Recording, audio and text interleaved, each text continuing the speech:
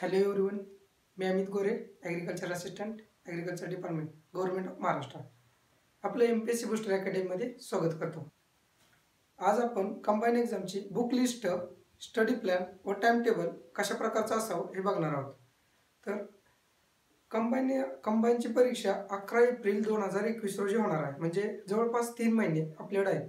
तर 3 महिन्यात साधारण एक रीडिंग व 2 रिव्हिजन या बसल्याच पाहिजे. त्याच्यानंतर एक फास्ट रिव्हिजन शेवटचे 8 ते 10 दिवसामध्ये व्हायलाच पाहिजे. त्याच्यासाठी कसं टाइम टेबल असावं, त्याच्यासाठी बुक लिस्ट कोणती असेल हे आपण आजच्या लेक्चरच्या माध्यमातून तुमच्यापर्यंत पोहोचवणार आहोत. तर जास्त पुस्तकं वाचत बसण्यापेक्षा आहे तीच मोजकीच पुस्तकं वाचून त्याच्यातून जास्त आउटपुट कसं मिळवायचं हे आज आपण तुम्हाला सांगणार आहोत. तर चला तर सुरुवात करूया. त्याच्या आधी आपला चॅनल सबस्क्राईब केला नसेल तर तोही करून घ्या. आपण फक्त कंबाईनच्या दृष्टीने जेवढं काही महत्त्वाचं असतंय तेवढं चॅनलवरती शेअर करत असतोय. चला तर मग आपल्या लेक्चरला सुरुवात करूयात. तर आपल्याला विषय आहेत महत्त्वाचे विषय 5 व त्याच्याबरोबर करंट अफेअर व मॅथ रिजनिंग. महत्त्वाचे म्हणजे कोणते? GSचे जिओग्राफी, हिस्ट्री, पॉलिटी, इकॉनॉमिक्स तसंच सायन्स व त्याच्यानंतर करंट अफेअर व मॅथ रिजनिंग हे 2 सब्जेक्ट, असे 7 विषय अतिशय महत्त्वाचे आहेत. तर जिओग्राफीसाठी दीपस्तंभ, बाविस्कर सरांचं दीपस्तंभ आहे ना, ते परफेक्टच करायचं. सुरुवातीला तुम्ही याचा एक स्क्रीनशॉट काढून घ्या. तर जिओग्राफीसाठी महाराष्ट्राचा दीपस्तंभ, भारताचा पण दीपस्तंभ आहे, पण ते नाही तर महाराष्ट्राचा दीपस्तंभ जिओग्राफीसाठी करायचं. त्याच्याबरोबरच सौदी सरांचं जर बुक असेल ना, तर दीपस्तंभ परफेक्ट झाल्यानंतर सौदी सरांचं बुक एकदा बघून घ्यायचं. त्याच्यात जो डाटा दीपस्तंभमध्ये नसेल तो डाटा सौदी सरांच्या बुकमधून कव्हर करायचा. आणि जर स्टेट बोर्ड वाचायचं झालं तर 9वीचं स्टेट बोर्ड करायचं. याच्या व्यतिरिक्त कोणतेही स्टेट बोर्ड करण्याची गरज नाही जिओग्राफीसाठी. तर पुढचा सब्जेक्ट आहे हिस्ट्री. तर हिस्ट्रीला स्टेट बोर्डने सुरुवात करायची. 8वीचं स्टेट बोर्ड पहिल्यांदा करायचं, त्याच्यानंतर 11वीचं, आणि त्याच्यानंतर तुमच्याकडे जे रेफरन्स बुक असेल कटारे किंवा गाठाळ, त्या दोन्हीपैकी कोणत्याही सरांचं बुक यूज करायचं. दोन्हीपैकी कोणतंही तुमच्याकडे असेल ते यूज केलं तरी चालेल, त्याच्याबद्दल काय प्रॉब्लेम नाही. आणि समाजसुधारकसाठी मात्र दीपस्तंभाचं पुस्तक अत्यावश्यक आहे. आणि रोज एक समाजसुधारक आजपासून करायचे. साधारण 30 महत्त्वाचे समाजसुधारक आहेत, 25 ते 30. रोज एक समाजसुधारक केला तर इथून पुढे एखाद्या समाजसुधारकला 2 दिवस जातील. रोज 1 तास द्यायचा. रोज एक समाजसुधारक केला तर इथून पुढे एक रीडिंग आणि एक रिव्हिजन होऊन जाईल व एक 4 ते 5 प्रश्न तुमचे 15 पैकी 4 ते 5 प्रश्न सुटून जातील. सुरुवातीला अगोदर आपण कोणत्या विषयाला किती वेटेज आहे हे बघून घेऊया. तर जिओग्राफीसाठी 15 मार्काचं वेटेज आहे. हिस्ट्रीसाठी पण 15. पॉलिटीसाठी 10. पॉलिटीसाठी मात्र 10 मार्काचं वेटेज आहे. जास्त वेळ द्यायचा नाही तिथं. एकदा परफेक्ट केलं त्याच्यानंतर रिव्हिजन करायची. आवडतो म्हणून जास्त वेळात तोच विषय करायचा असं काही करू नका. त्याच्यानंतर इकॉनॉमिकला 15, सायन्सला पण 15, करंट अफेअर 15 व मॅथ रिजनिंगला पण 15. असं 15 दोन्ही 30, 15 त्रिक 45, 15 चौक 60, 15 75, 15 चौक 90 आणि पॉलिटीचे 10, असं 100 मार्काचं वेटेज आहे. तर ते कशा प्रकारे अभ्यास करायचा, कोणती पुस्तकं कशी वाचायची हे एवढं डिस्कस केल्यानंतर सांगणार आहोत. त्याच्यानंतर हिस्ट्री झाला.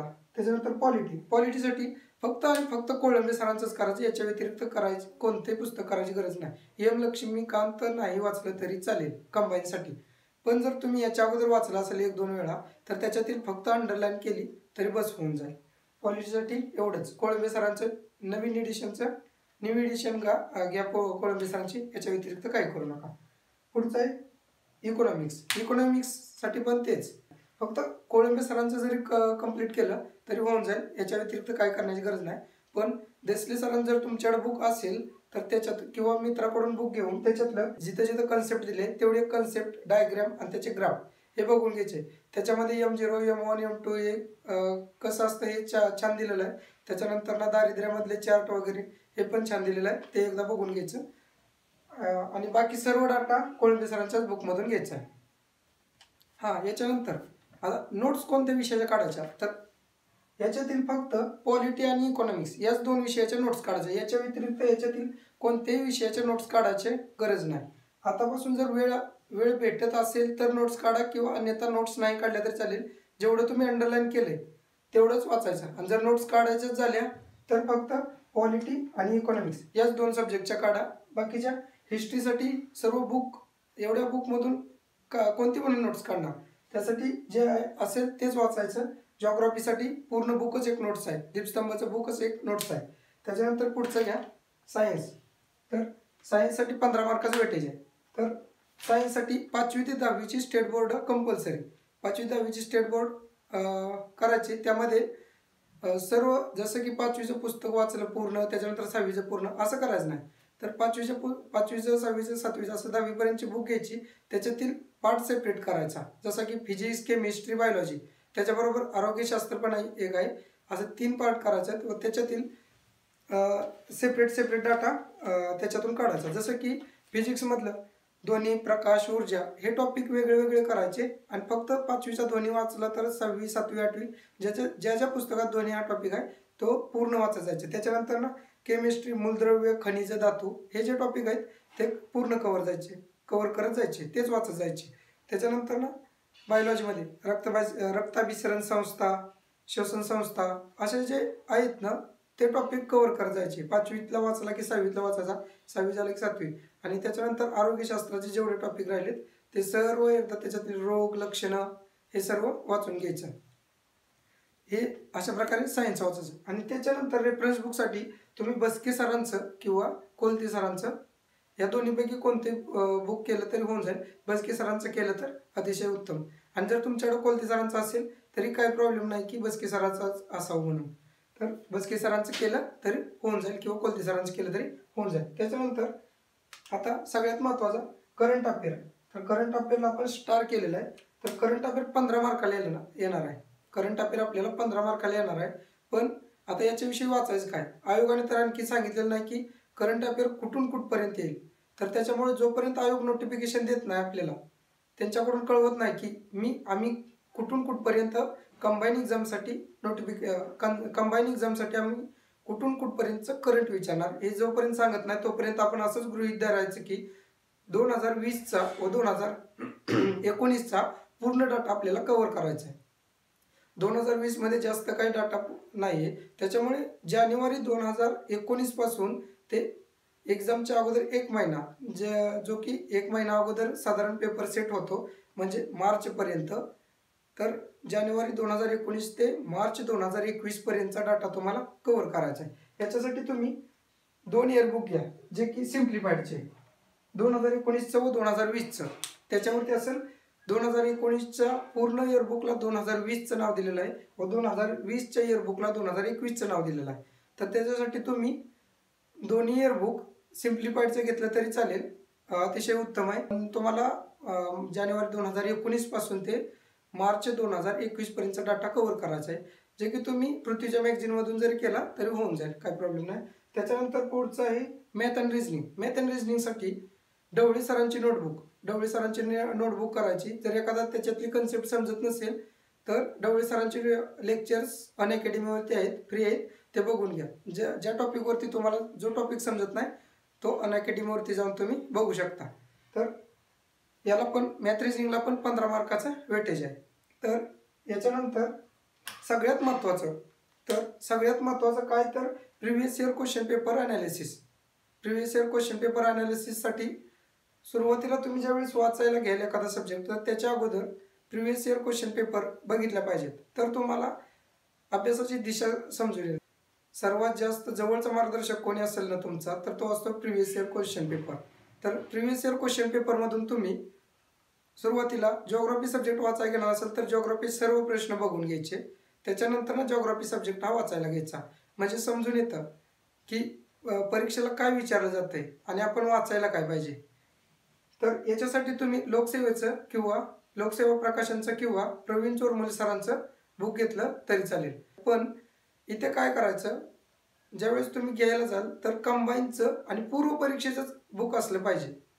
कंबाईनचं पूर्व परीक्षेचंच अनालिसिसचं बुक पाहिजे. फक्त त्याच्यात असं नको की प्रश्न आणि उत्तरं, तर त्याचं स्पष्टीकरण सुद्धा असलं पाहिजे, असंच बुक घ्यायचं. ही होती आपली बुक लिस्ट. याच्या व्यतिरिक्त दुसरं काही करायची गरज नाही.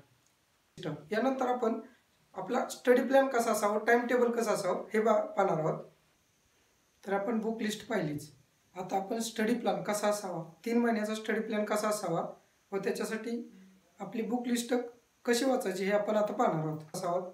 म्हणजे आजपासून साधारण 3 महिने म्हणजेच 12 आठवडे आपल्याला भेटतात. तर त्या 12 आठवड्यामध्ये आपण स्टडी प्लॅन कसा बनवावा याच्या संदर्भात आपण एक टाइम टेबल बनवले. तर बघूयात. साधारण सकाळी 7 वाजल्यापासून जरी अभ्यासाला सुरुवात केली तर संध्याकाळी 11 वाजेपर्यंत त्यामध्ये पूर्ण वेळ अभ्यासाचाच टाइम पकडला आहे अशातलाही भाग नाही.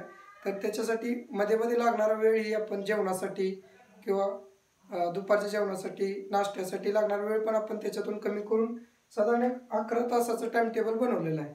बघा, तर सकाळी 7ला सुरुवात केली अभ्यासाला, 1 वाजेपर्यंत जरी अभ्यास केला तरी 6 तास भेटतात.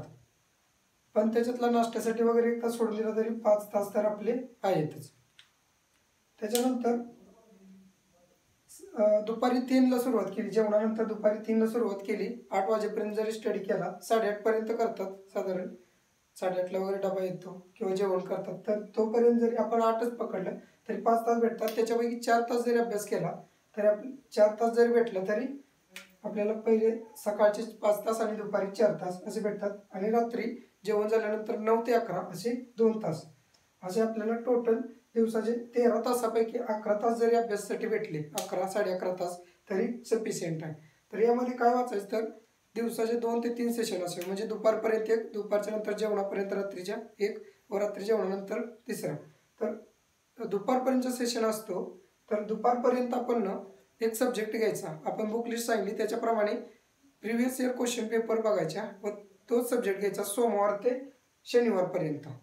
प्रत्येक रविवार रिव्हिजनसाठी सेपरेट ठेवायचा आणि सोमवार ते शनिवार हे दिवस तुम्ही एक सब्जेक्ट, 1 आठवड्यात 1 सब्जेक्ट पूर्ण करायचा या सकाळच्या सेशनमध्ये.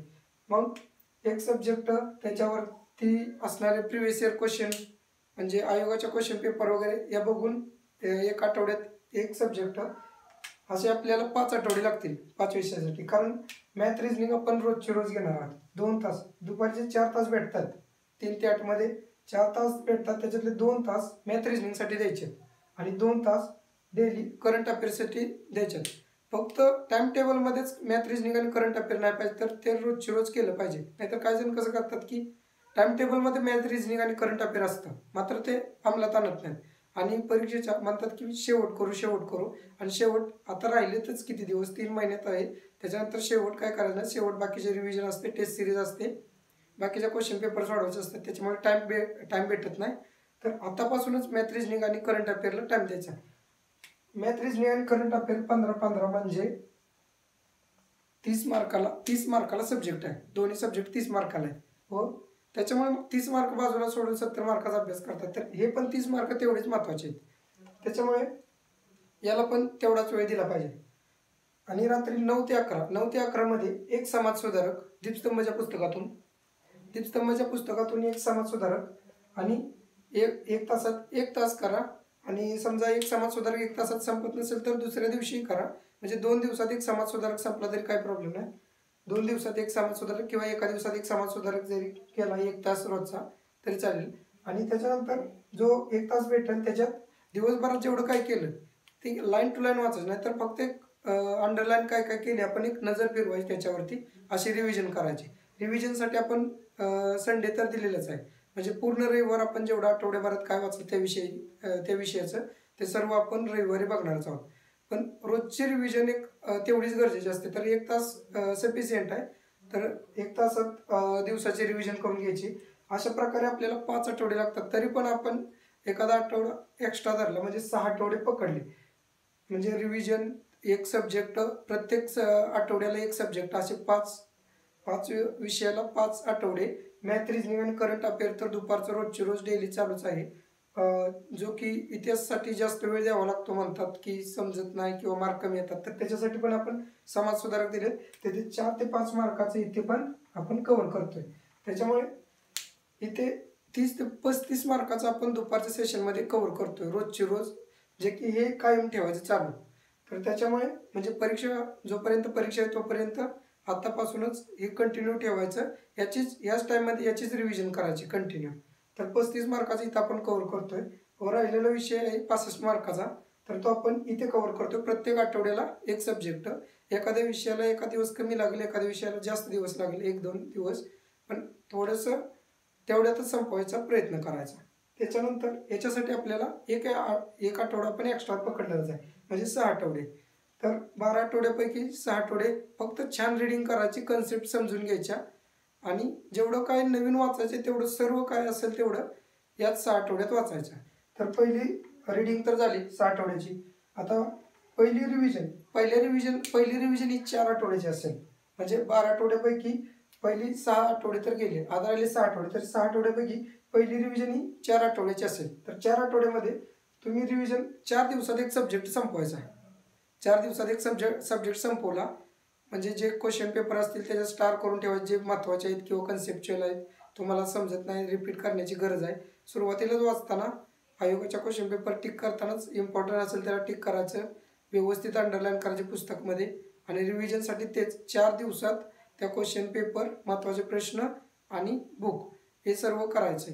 त्याच्यानंतर आठवड्यातून 2 वेळा म्हणजे रविवार आणि एखादा बुधवार किंवा गुरुवार पकडून 2 वेळा टेस्ट सिरीज सोडवायची तुम्ही. आणि नवीन काही वाचायचं नाही. आता रिव्हिजनमध्ये नवीन काही वाचण्याचा प्रयत्न करायचा नाही, कारण इथं सुरुवातीला जे वाचले तेच परत रिव्हिजन करायचे, परत तेच रिव्हिजन करायचे. इथं नवीन काय वाचण्याचा प्रयत्न करायचा नाही, वाचायचंच नाही. तर अशा प्रकारे आपल्याला म्हणजे सर्वसाधारण 4 आठवडे जातीलच याच्यात. आणि त्याच्यानंतर ना हे झाले 10 आठवडे. आता राहिले 2 आठवडे. दुसऱ्या रिव्हिजनमध्ये तुमचा सर्व फॅक्च्युअल डाटा वगैरे पाठ झाला पाहिजे. दारिद्र्य वगैरे जे काय असतील आकडे, तर ते सर्व पाठ झाले पाहिजेत.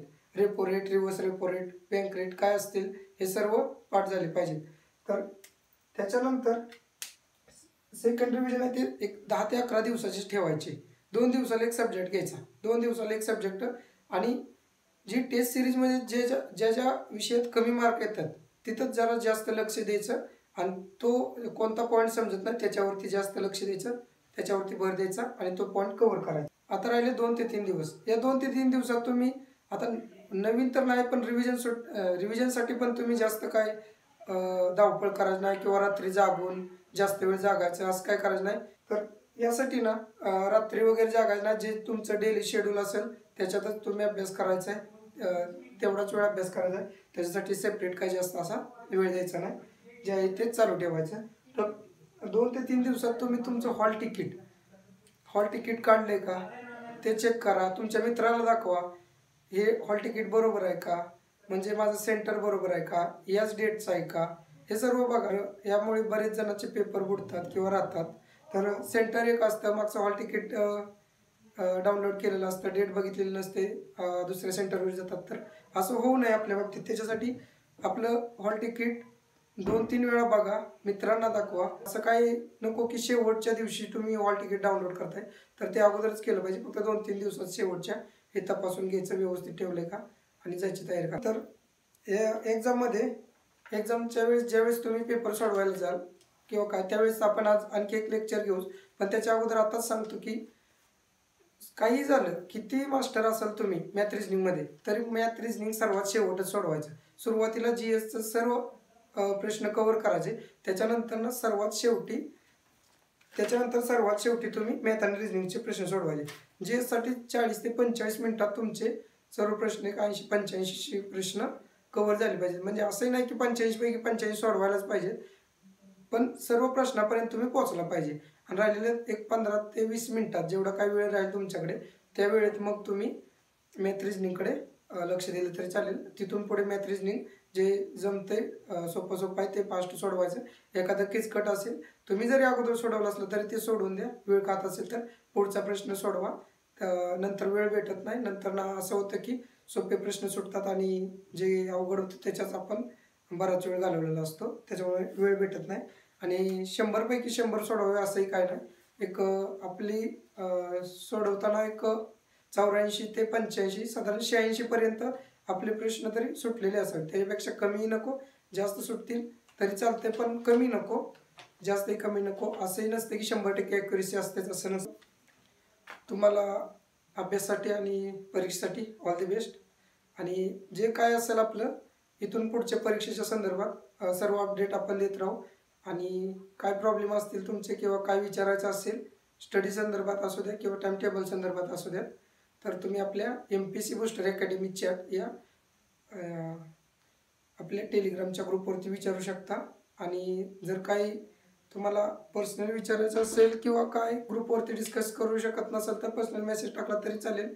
आणि माझा कॉन्टॅक्ट नंबर आहे 8600089695.